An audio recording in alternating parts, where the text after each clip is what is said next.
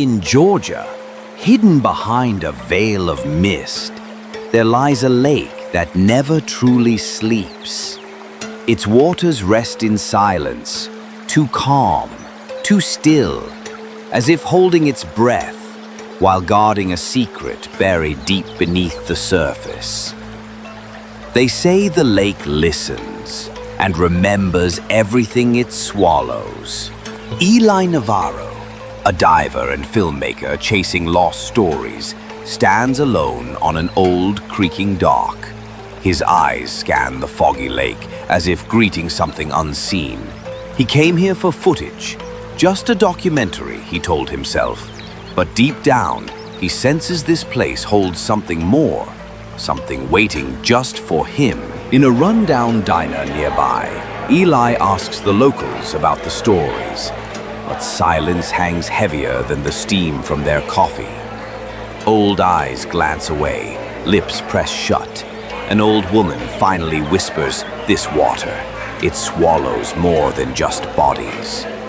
In that hush, Eli realizes, everyone knows, but no one dares remember. Mrs. Hargrove, the keeper of a dusty lakeside lodge, greets Eli with a thin smile. She carries an oil lamp, though daylight spills through the window. Her gaze drifts back to the lake, every few moments, lingering too long, as if expecting someone to rise from its depths. Some people stay here not because they can't leave, but because something forbids them to go. That night, sleep eludes Eli. When it finally comes, it drags him under. In his dream, he's weightless, drifting down into the cold embrace of the lake. No tank, no air. A woman waits for him below, her arms open in welcome, but her touch chills him to the bone. Even asleep, the lake reaches out to claim him. At dawn, Eli dives in for the first time. Below the still surface, the world changes. Faded outlines of an old sunken town rise from the murky depths. A church steeple, broken roofs, roads that lead nowhere. A city sacrificed in the name of progress, but not forgotten. Here, time doesn't move, it just waits. As Eli explores, his headset crackles with static. Then, something else. A faint hum, like children singing a rhyme just out of reach. He spins around in the gloom, nothing but drifting silt and shadows. Some voices down here were never meant to be heard by the living. Later, Eli reviews his underwater footage. One frame stops him cold. A pale handprint appears on the lens from the inside. He replays it over and over, remembering how alone he'd been down there. The camera never lies, but sometimes it shows you things you wish you'd never seen. In the middle of the night, Eli wakes to a drip, drip, drip. Water pools under his bed, trickling from the ceiling beams. He checks the pipes. They're dry, but the air smells like the lake, damp and decaying. When the lake finds a way inside your walls, you're no longer safe. At sunrise, Eli finds Lanier, a little girl, sitting alone on a rusted swing by the water. She hums a song only she seems to know. When he asks what she's singing, she giggles and whispers, "My friend says you'll come to the bottom soon too." Sometimes children know the truth, because they haven't yet learned how to forget. Desperate for answers, Eli meets Dr. Marcus Bell at a dusty local library. The historian shows him an old leather notebook, its pages brittle with age. A map of the drowned town, symbols scrawled in the corners, an eye forever crying. Some histories were never written in textbooks, but in the desperate scribbles of those left behind. On the water at dawn, Eli finds Boone, an old fisherman in a boat half sinking from neglect. Boone looks at him with hollow eyes. "Once you hear the whispers," he rasps, "you gotta leave. Now, or it'll pull you under.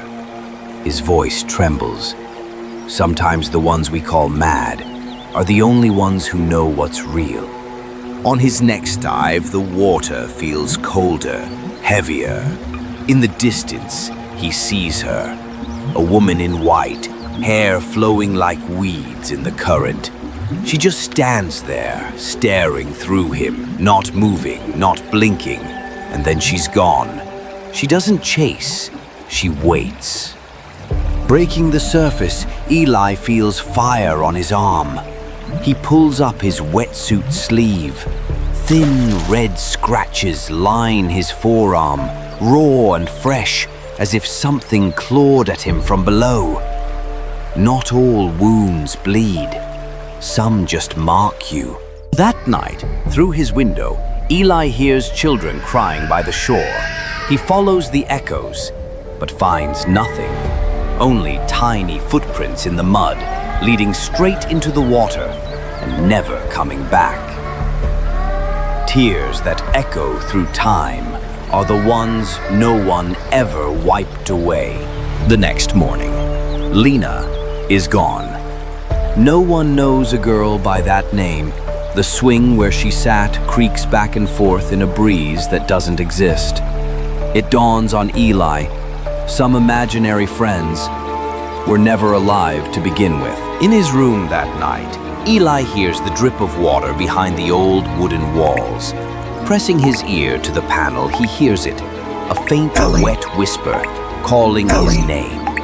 When water starts to speak, you either listen carefully or you pretend you never heard a thing. By morning, the lake's surface has turned black, like a giant mirror for the dead. Eli sees his reflection, but it doesn't look back the same way. A lake is more than water. It's a graveyard of memories that never dry out. One final dive. Eli returns to the sunken church. The entrance is blocked by mud and shifting silt. From the altar, a ghostly hymn drifts through the water. He tries to swim back, but he can't move. Down here, the lake holds its breath, and holds him too. With the last of his strength, Eli breaks free, gasping on the dock. He coughs up lake water, though he never swallowed a drop. Long strands of black hair tangle between his fingers. Sometimes, what goes in doesn't want to come out alone. Eli decides it's time to run. He packs his gear, but his car won't start. The fog creeps in thicker than ever. He hears footsteps circling outside, slow, deliberate. We come here looking for lost stories, only to find out we're the ones being hunted all along. In the dim lodge, Mrs. Hargrove clutches an old photograph. Her husband's face, forever young. I saw her too, she whispers, tears welling up. He drowned because he called her name. She only takes those who've lost too much to stay. The lake doesn't steal. It welcomes the broken. In the night's deepest silence, Eli stands at the dock's end. There she is, hair dripping, white dress clinging to rotten skin. She turns, slow as the tide, and her face is not a face at all. She's waited long enough. Now she comes to collect what's hers. Eli tries to run, but the fog swallows him whole. In an instant, he's underwater again, deeper than ever. No panic, no struggle. His body knows. This is where he belongs. Some people don't drown because they can't swim, but because they can't let go. By morning, the lake is still once more. The swing by the shore hangs lifeless. The lodge door is locked. Only water remains, cradling secrets and shadows. Lake Lanier doesn't kill. It simply holds on to what's already been left behind.